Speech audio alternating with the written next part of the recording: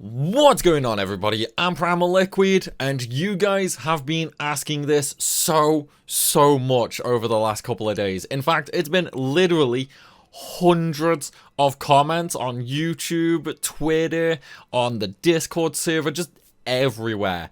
Originally, I wasn't going to do this, but after so many people asking, I will do a 100% walkthrough. In fact, I'm not even going to continue on with my own save so far. If you don't know, I'm at the last chapter right now. I've not got my platinum trophy or anything like that. I'm going to completely put a halt to that in order to do this for you guys. So, we are going to be doing literally everything, and we are going to incorporate all of the other guides I've made as well into this playthrough. That means we're going to be doing as much missions as we can as early as possible. We're going to get absolutely broken as all hell. We're going to go through all the rock hard missions super early. We're going to do maneuver early, the whole shebang. Pretty much. We're going to do quite literally everything. All the mini games, all the trophies. And so, at the end of this run, right, you guys will all have platinum trophies. You'll have got every single treasure chest in the game. You'll have every materia, done every mission, and so on, so forth. And you know what? I'm actually looking forward to this a little. Like, I'm not gonna lie, I'm looking forward to this. It's like when I was going through normally, just doing the guides and that. It felt different, you know. It did definitely feel quite different, because obviously normally I will do a 100% walkthrough just like I'm doing right now, but it brought its own enjoyment, you know. It brought its own enjoyment just making the guides, but this feels at home now, you know. Like we do these guides all the time, and it just feels natural. Plus, hopefully we'll be able to answer all of you guys' questions as well, because well, the last few days with Crisis Core, this actually really shocked me as well. We have had on the, like, just the YouTube channel alone, okay, ignoring Discord, ignoring Twitter, which, by the way, Discord and Twitter are both linked down below in the description. You should totally join the server and follow me on Twitter. One of the easiest ways to get a hold of me, okay, especially the Discord server. If you want to talk to me whenever you want, Discord server is the go-to. But yeah, just on YouTube alone, we have had literally thousands of comments over the last few days. Crisis Core is actually doing incredibly well on the channel at the moment. Like, I think we're up to, honestly, I want to say like 80,000 views a day right now, which is absolute madness. Like, just complete absolute madness. And you know, I'm really glad the guides are so helpful for you guys. You guys have had nothing but positivity for the guides, so I'm really happy that they are helping. Hopefully, this will be the next step for that, you know? We'll be going over all the tricks and tips that I've given in those individual guides. We'll be, like, completely showing off setups and all stuff like that, how to really maximize everything and get everything finished quickly. It's like, I'll probably have the platinum by the 30-hour mark, to be honest. If not less, okay? My original save, I was testing everything.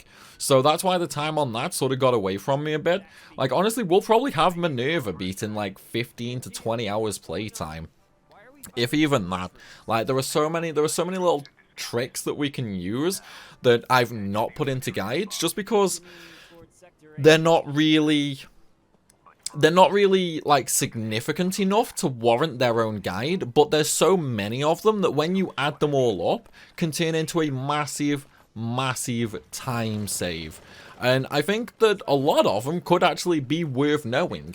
The only problem I had is how to get them out there, you know what I mean? Like, I didn't want to do one of those like top 5 tips and tricks videos or anything like that, you know, simply due to the fact that, well, I personally find them kind of annoying myself. Like, I will freely admit I have made them before. Like, I have made top 5 videos like that before, but I always try and make them different, you know what I mean?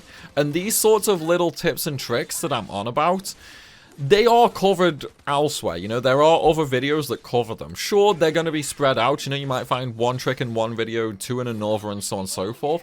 There is no central location that I've really seen for them. But at the same time, like getting them out there in their own individual video would just be super pointless. And obviously I don't want to spam you guys with videos. Like with the guides, I've been uploading anywhere from 2 to like 5 videos a day. And to me, that feels a little spammy, you know? I don't want to flood your inboxes with little things, you know what I mean? That's why with the guides, I've basically been prioritizing things. You know, we did the whole stat maxing, we did the whole leveling stuff, the guild grinding, you know, things that are quick, to the point, and are going to be, you know, incredibly useful for most people. Whereas this, you know, like this 100% walkthrough, obviously we're going to go over the nitty-gritty for all of the individual missions as well. So, you know, nice strategies for beating the harder missions as early as Chapter 2, which I know a lot of you guys have been asking about as well. So, hopefully, now we can get rid of all of these questions and you guys will know everything there is to know about this game. And obviously, right now, we are just doing the tutorial. There's nothing really to warrant talking about in the tutorial, really. It's like simple couple of fights and then we're done. It's like, realistically, I think for the most part, this playthrough is basically going to be the same up until, you know, roughly Wutai. Like, there are probably going to be a few things in Wutai that not many people know about. So we'll have to show some of them off for sure. As for after that, like, once we get to Chapter 2, because obviously the tutorial counts as Chapter 0, once we get to Chapter 2, that's where things are going to really start opening up, because we will end up unlocking mission mode. And obviously with missions, we can break the game so freaking much. Like, that's where things are going to get absolutely crazy. Like, that is definitely where things are going to get absolutely bonkers. And yeah, we're gonna break the ever-living crap out of the game. Oh, I tell you what though, I do have to admit, I like these cutscenes. Crisis Core did something really well with the cutscenes, and it's just a shame that they didn't remaster them, you know? Like, don't get me wrong. The remaster for Crisis Core is phenomenal. It is like leagues above any other remaster. They redid all the models, they changed the combat to make it more free-flowing, they added the camera movement. It's like they did basically everything required for a remaster. And to me, it's definitely the best remaster I've played from any company. It is truly a massive undertaking that they did. The only thing they didn't do, though, unfortunately, is they didn't replace the CGI cutscenes. So it's still like the same cutscenes from the PSP version of the game, which are only, if I'm not mistaken, I think they're like 480p. So they are pretty low quality, and it does stand a bit of distinction when you're looking at like the CGI models versus the gameplay models now. But they're still not terrible. Like, they are still not terrible. I will give them credit. The cutscenes on the PSP were definitely ahead of the PSP's time. You know, the cutscenes were truly phenomenal, even back then. They don't quite hold up nowadays, especially on the PS5, but they're not terrible, you know? And at the very least, you still get to enjoy the kick-ass moments of the cutscenes. It's like, I think my favorite one, it's gonna have to be the battle simulator with Angeal, Genesis, and Sephiroth, where they're sort of like fighting at the like recreation of Junon. That's definitely hands down my favorite cutscene of all time. It is so freaking good. It's like, oh man, I really wish they redid that. Like, could you imagine that cutscene in like completely redone models, 4K, higher frame limits? It would have just been so much cleaner, so smoother, and so much better, especially with the upgraded sound as well. Oh man, it truly would have been phenomenal. But, well, some sacrifices have to be made, and honestly, this is definitely hands above the original PSP version, so I'll take it. You know, I'll take what we can get. Oh man, I do have to admit though, Like, I wanna know right now. I'm really, really curious about this. Obviously, this walkthrough is going to be a complete 100% from start to finish. And by the way, there's the prologue done. We're obviously going to be doing this from start to finish, right? Let's not save over my current save. We're just going to save over slot 1. Alright, now hopefully I can finish off what I was going to say. Oh man, so we are going to do this from start to finish. That's everything. All missions, all treasure chests, a lot. What is it that you guys want to see the most? Okay, obviously I've already done all the guides and stuff like that, but I wanna know what you guys want to see the most. Is it gonna be like just the rush to maneuver? Is it gonna be how I handle some of the harder missions early? Is it gonna be, you know, the crazy materia fusions that I'm gonna do? Like there's so many things it could be that honestly I can't think about what you guys want to see the absolute most. Like I definitely think you're gonna enjoy Chapter 2 because I may or may not be making some max stat materia that early instead of, you know, waiting until like Chapter 3 where we can get item fusion. Oh wait, no, item fusion's the start of Chapter 4, isn't it? But yeah, either way, I'm going to be making some max stat materia super early. Far earlier than anybody should ever have to do it, really. Oh man, and obviously there's going to be all the bits of information in those like little tricks that wasn't explained in the guides. Because obviously when it comes to guide videos, the main thing is teaching people how to do something and maybe why it works. But obviously when you try and make a guide like that, you do have to cut out some smaller, less important information just so the video flows freely. It's quick, it's to the point, and so it can really get across the information as accurately and as quickly as possible. Whereas with this 100% walkthrough, obviously I won't have that constraint of trying to make the guide like 5, 6, 7 minutes long, you know? It's like we can do the trick and I can talk about the little bits of information that I never got to explain in those guides while we are setting up, while we are doing the trick, after the trick is done. You know what I mean? So there's gonna be so much information that you guys never got to hear from those guides. And I definitely think that's probably gonna be one of the selling points for this series. You know, just all the information possible. And obviously, you know, we're gonna get platinum trophies as well because, hey, who doesn't like platinum trophies, right? And actually, does Nintendo Switch have achievements? I think it does, right? Like, Switch has achievements, I want to say. I don't know. But either way, if you're playing on PC, you know, you'll get all the Steam achievements. If you're playing on PlayStation, you'll get all the trophies. And at the end of the day, that's what matters, being a collector. Okay, no, that's definitely not true. Even I don't really bother collecting trophies anymore. Alright, let's just get rid of all these tutorials. It's like, we don't really need to bother with these mails. There is one thing I'm probably going to say as well, like, I'm not actually going to read the mails. I'm just going to skip them all during this playthrough. Simply due to the fact the vast majority of them are, you know, just like little tutorials. You know what I mean? That's kind of what all the mails are. I will show you guys how to unlock all of the mails and join all of the fan clubs as well. Like that's obviously going to be a part of it. So you will end up getting every mail in the game, including how to get the best final mail. If you don't know the final mail from each of the fan club, that will actually change depending on your actions throughout the game. So we'll end up getting the absolute best mail possible for the final one. But obviously right now we've got to go do the tutorial mission, which is just going to be 111. It's simply going to be like to kill 8 soldiers. That's all we're going to have to do. And yeah, we're going to be skipping all the cutscenes as well. Can I get the curse ring? No, I can't get the curse ring just yet. Damn. It's like I've never actually tried to get it before the mission, so I didn't actually know if that was possible or not. Either way, it's one of those little things that takes like 2 seconds to try, so it's not the end of the world. Right. Let's do the mission. Oh wait, yeah, it's not actually the machine, is it?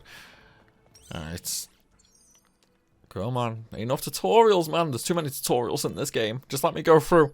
Alright, let's do it. Also, I'm not going to be, like, trying to save any items or anything like that. So, like, that elixir that we're going to get, I'm not going to go out of my way trying to save that. Like, if we use it, then we use it. You know what I mean? It's not the end of the world. The only item I am probably going to save, which I would also suggest other people saving as well, is going to be the Phoenix Downs. Main reason for that is simply due to the fact when it comes to healing, potions are okay for the early game, but once you start getting enough high potions, that's all you need for healing. Even the X potions, I wouldn't recommend using X potions. They take longer to use. So if you were to use an X potion in, you know, a tough situation, chances are something could actually kill you.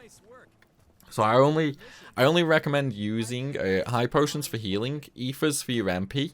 Honestly, during my original playthrough, I didn't even really use any somas. Like, I don't really use command materia, so the AP use wasn't really a big deal. But I will be touching on some of the better materia in this playthrough. And last but not least, the only item really worth saving is going to be the Phoenix Downs. Obviously, they are in limited supply, so as many we want to get as many as we possibly can. And I will be doing a magic pot grind as well later on, so hopefully we can get some from that too. Right, first things first, an item that quite a few people actually seem to miss from comments. Once you complete mission 111, you interact with the chest there to get the bronze bangle. If you actually interact with it another 20 times, you will actually get a cursed ring. And the cursed ring actually has like some really good benefits to it. So aside from the fact it's a small stat increase across the board, it gives you an extra 10 stats in basically everything. One of the best things about the curse ring is actually the fact that it gives you a negative status, okay? So all I'm going to do is keep interacting here 20 times and we'll eventually get the curse ring. But yeah, it will, basically when you equip the curse ring, it will inflict auto curse on you. And what auto curse does is it stops the DMW from spinning. And if you stop the DMW from spinning, obviously you are not going to get any memories, you're not going to get any limit breaks, you are not going to get any material level ups, but you are also not going to get any levels either. Because obviously in order to level up, you need to get 777 on the DMW. There is, however, a hidden modifier for the DMW, and that is based on your EXP. Okay, there's the cursed ring. So in Crisis Core, there is no EXP stat that is visible, okay? But there is still an EXP number in the game. It's just not visible. That's why in my level 99 video, I told you guys to farm that specific enemy because it gives the most EXP in a very quick fashion. The main reason why that is important, okay, is that if your EXP is incredibly high, then the game will see that and it's like, hang on, you have too much EXP. You need to level up right now. So what that basically does is it forces the DMW to skip the RNG phase. So if you don't know, with the DMW being set to normal, you have a 4.3% chance to land on 3 faces, okay? If your EXP is incredibly high and you want to, you know, you want to get your levels, the EXP counter will override that, and the game will basically be like, okay, you need to level up right now, and it will force a DMW activation, basically.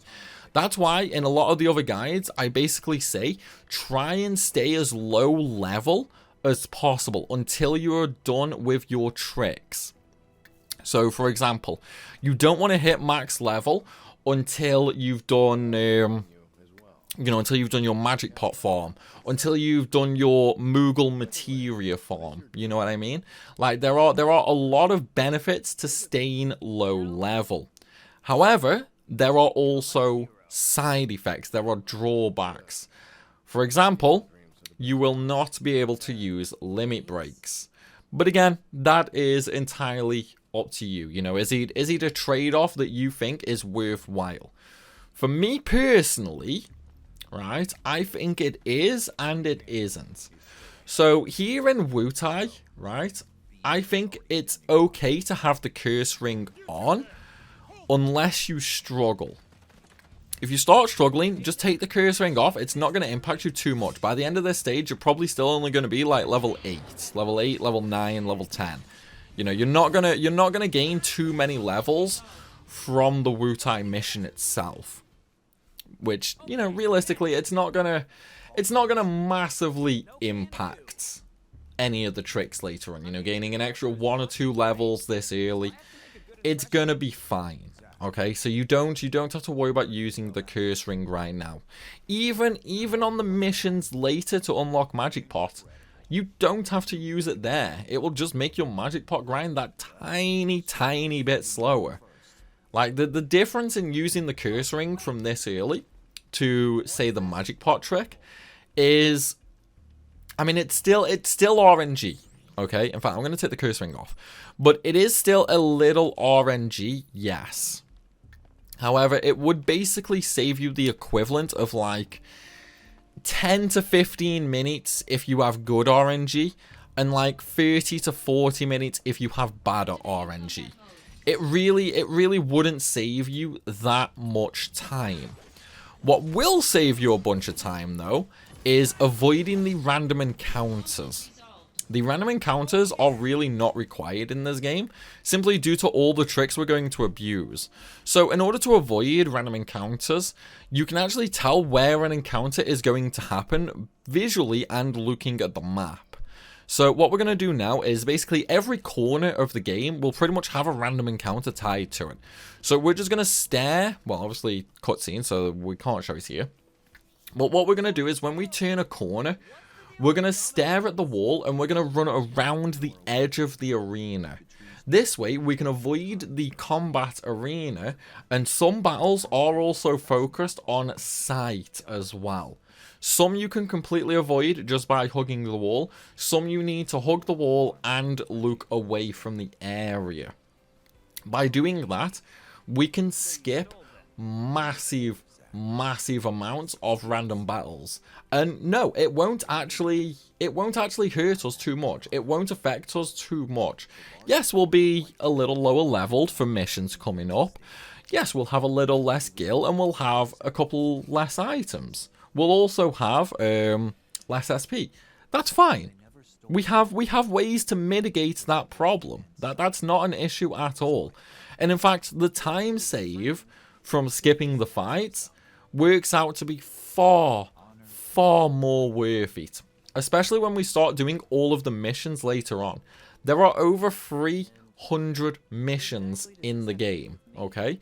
Now imagine if we had to do every single fight in all of those missions. That's a lot of time. Even if the fights only take like 10-20 seconds, that is a lot of time. It's like if we could skip like 99% of those fights, then that is going to be literally like hours and hours of time saved. That will save us 5-10 plus hours incredibly easy. So that's what we're going to do as well. That's also one of the secrets to actually doing the harder missions incredibly early. For example, in Chapter 2, when you start doing a big chunk of missions, there will be some 4, 5, 6-star missions that realistically you absolutely should not be able to beat.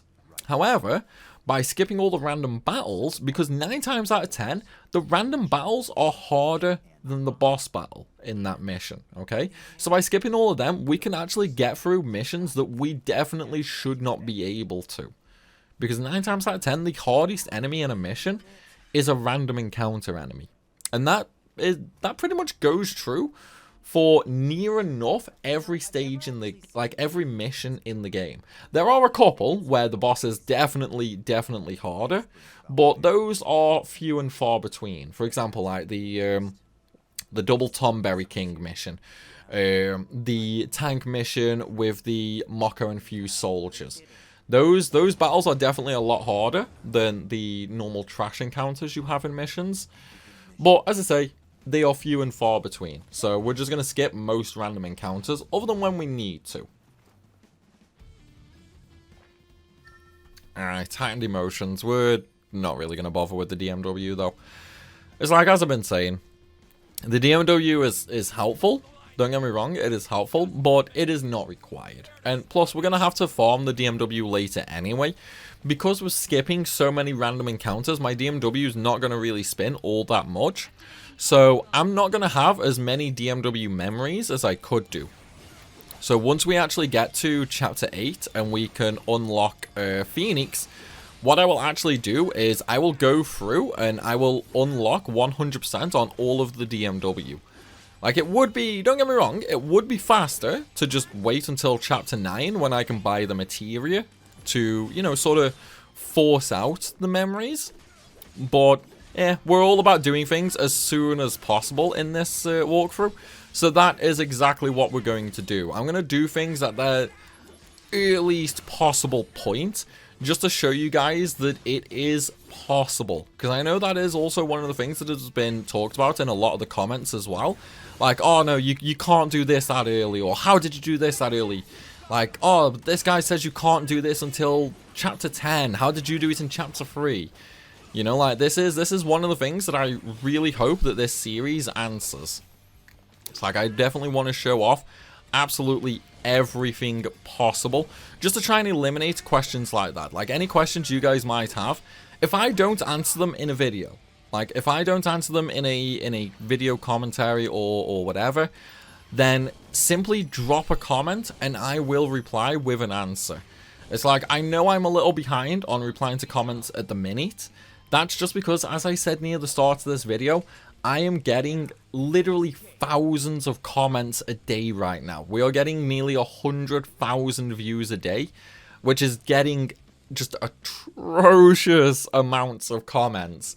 And I am trying to go through answering as many questions as I can. But obviously, you know, replying to so many comments in one go is much easier said than done. But hey, you know, I'm still working my way through. Like, at the very least, I am easily doing minimum 500-600 replies a day right now. And of course, you know, I don't mind if you guys add to that. Like, if you guys have questions, comment down below. Like, I am happy to help. That is what I'm here for. You know, that is why I made the guides. All the guides are specifically to help you guys. So if a video didn't help and you have questions, then just ask and I'll get back to you as soon as I can. It might be 5 minutes after you comment, it might be an hour, it might be a day, but I will get back to you. And in fact, we're actually on the first mission right now. So this mission, we have to defeat a specific amount of combatants, the assault on Fort Tamblin. How well we do will determine the reward that we get at the end of this mission. We've just done the first one, so as you can see in the upper left there, we still have a few to go. Some of these are easily missable, okay? It is definitely easy to miss some of these, and so hopefully, if you guys did miss any, then this will help you guys find out where they are and how to get them, because I know some of them are definitely tricky. It's like, for some, you just have to, you know, run through the arena and they'll automatically spawn, just like this one, just like the second one, just like the first one. You know, sometimes that's all you have to do. Other times, though, you have to do specific things in a specific order. For example, the tower that we just ran past at the very start, that does actually have a fight on it. However, we can't do that fight just yet. Instead, we have to come back to that one later. It's like how we're going to have a fight coming up in just a minute. It's like we actually need to interact with something to get the fight. And you know what? I'm going to use an Ether and a Soma here, just so we can get through these fights that little bit quicker. You know what I mean? It's like, realistically, I kind of hope that we can get the prologue and Wutai done in the first video. Like, that's going to be the main goal. Okay, that is going to be the main goal. I want to hopefully get both Chapter 0 and Chapter 1 done in this first video. So then, when we get to the next video, we can start on, you know, all the optional missions. Also, now that we've done that 5th fight, examine this wall, and that'll give us the 6th one. But that's what I mean about how sometimes you have to go a little bit out of your way to get the extra encounters here. And we're going to have to do this a couple of times with different things, not just the walls as well.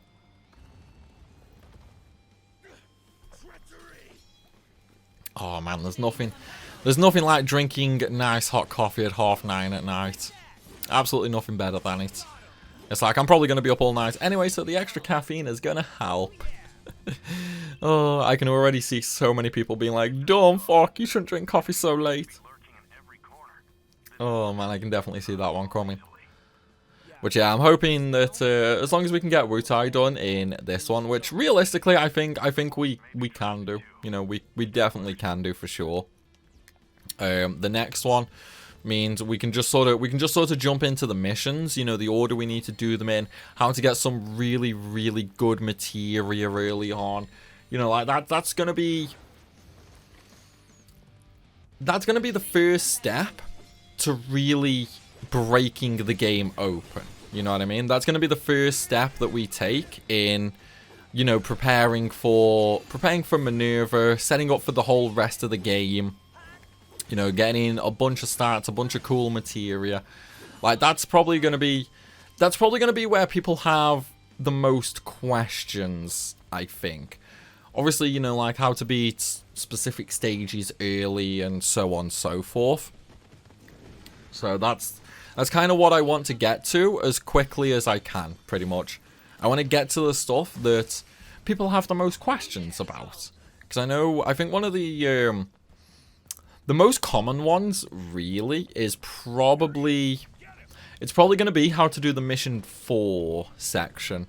Like 416, 446, you know, the harder missions to unlock the secret Wutai store. That is probably going to be what most people have questions about for sure. So that's what I'm gonna aim to do, you know, both in the next one and in chapter 3 as well. But again, we'll have to see. It's like you never know, something might happen that slows us down a little. It's not likely, but it's possible. Now let's open the treasure chest. I'm gonna have to heal again though. And yes, I know you can press down to heal. I don't like doing that simply due to the fact I'd rather heal my SP and my SP. I would rather heal my AP and my MP as well. So that's why I just go into the menu.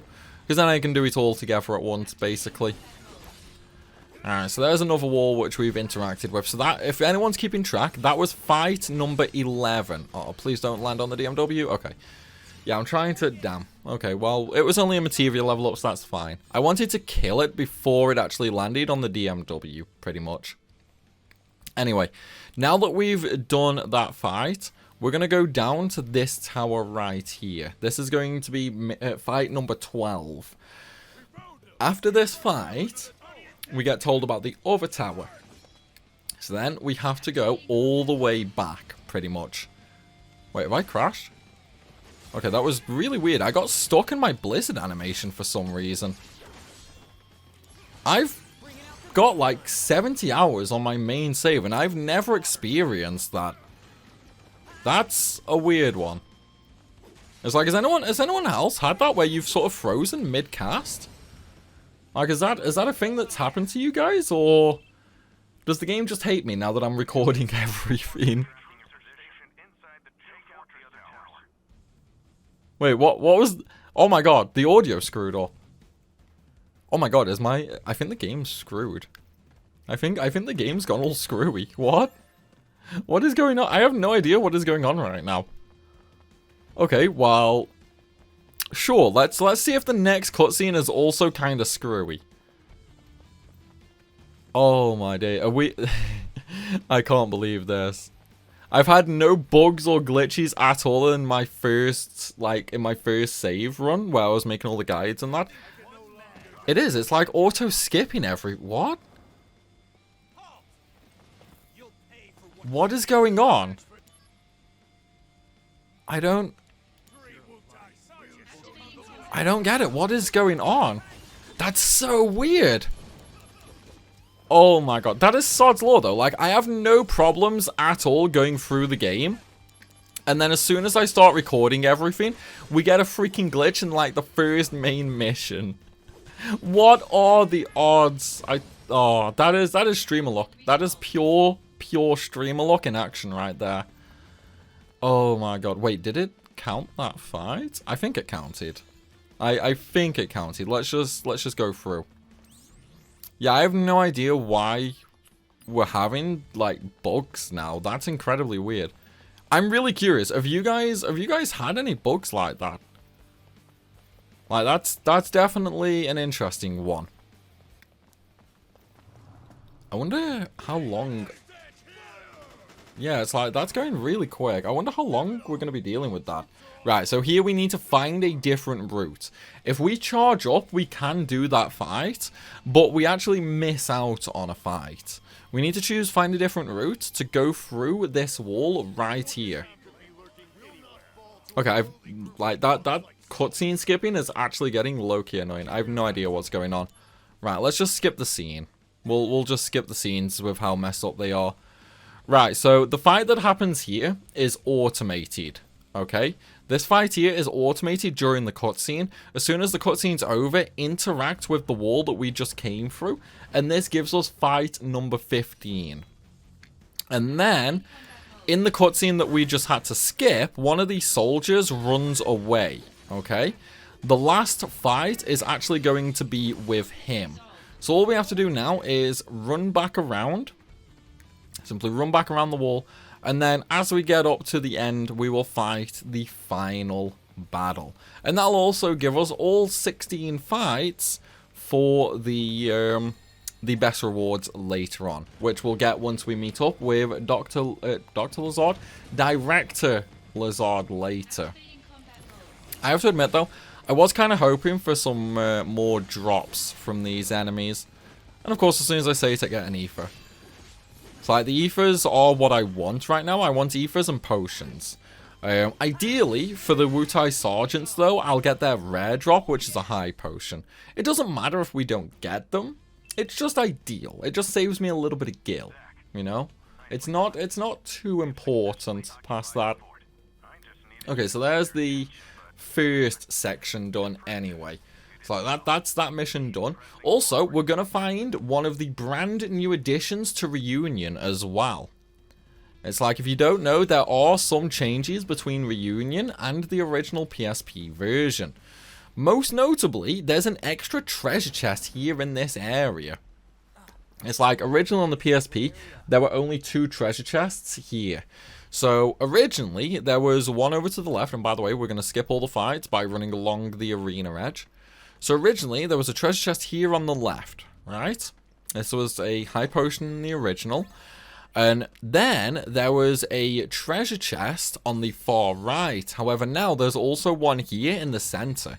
This treasure chest with the Soma in was not there on the original PSP version.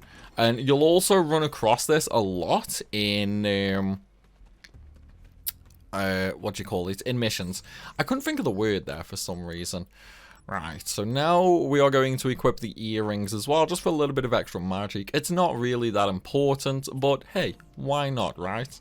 And now, what we're going to do is we're going to save, and then we can interact with that stone tablet for another battle. This battle is going to be a little bit unique because of the fact that it has Crescent Unit Luxies. Think of this as more a little bit of a mini boss battle. Okay, they're kind of faster than normal Wutai fighters that we've been battling so far, and they have more health. If you're on normal mode, they have about 1,000. If you're on hard mode, they have about 1,500.